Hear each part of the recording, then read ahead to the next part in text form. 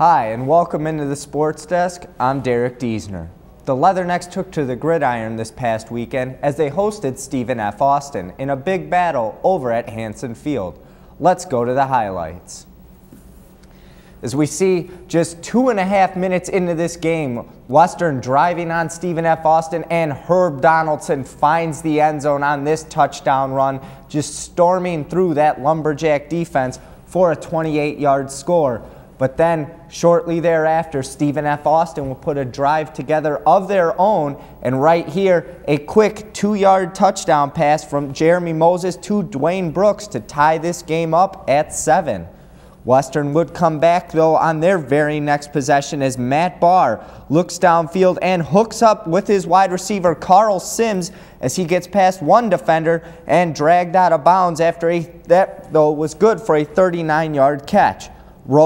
Taylor Rowan would then add a 22-yard field goal, and early in the second, Herb Donaldson's at it again as he gets an 11-yard score, his second of the day. Western would lead 17-7. Stephen F. Austin's next possession, they try going deep, but Jeremy Moses is picked by the freshman Tim Franken. That was Franken's second interception of the day. Jeremy Moses would end up throwing 3 interceptions on the day for Stephen F. Austin. Matt Barr looking to get a score here, and he does. A 5-yard touchdown catch by Carl Sims, and Western leads 24-7 going into the half.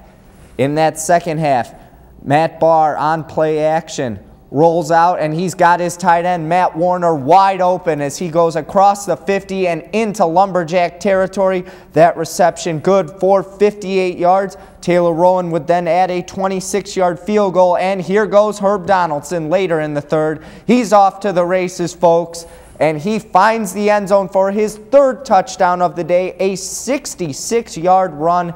Very impressive. Western would go on to win the game 34-14 against Stephen F. Austin. They would later add a touchdown late in the fourth quarter. While the Leathernecks fared very well in their victory, thanks in large part to their linebacker, Jason Williams. I caught up with Jason and his defensive coordinator, Tom Casey, after practice to get a more in-depth look at this Western phenom. Back in 2003, Jason Williams was recruited by Western Illinois to join the likes of Herb Donaldson in Western's backfield. However, as circumstances would have it, Jason Williams would line up on the other side of the ball. Yeah, because like when I first got here, I was a running back. So Travis Glasser, he was a big part of like making the transition from high school to college life. Then, like outside of him, I had a real close relationship with Herb and Alex Douglas since we were the freshman running backs that came in. Jason Williams has had a great career here at Western Illinois. Most people would say the best play of his career was this season against Arkansas when he forced a fumble on the opening play of the game. But if you ask Jason and his defensive coordinator, Coach Casey, his best play of his career started right here at the 5-yard line. Western Kentucky 06. Okay. Ball's like on the 5-yard line, and he just kind of flew through the gap where he wasn't supposed to be. He made a tackle for loss, forced him to a field goal. It was at that time I kind of knew it was time for a scheme change, and kind of did some things with his athletic ability with our scheme. Jason was on the same page as Coach Casey. Played in? Well, as Coach Casey said, that West Kentucky game, that was probably like the start of me like not doing what I'm supposed to do, but still, you know, like being right about it. Well, we will just have to wait and see what Jason Williams has up his sleeve next. For Behind the Game, I'm Derek Diesner. Well, Jason has had a great season so far with the Leathernecks, and we will have to see if that can continue for the rest of his senior season and then on into the NFL draft, where Jason intends to be in April. In the national sports scene, the baseball winter meetings are taking place this week in Las Vegas, Nevada. The hot topic of these meetings are all the free agent players and where they may wind up. Two of the hottest names at this year's meetings are former Milwaukee Brewer pitcher CC Sabathia and former LA Angels first baseman Mark Teixeira.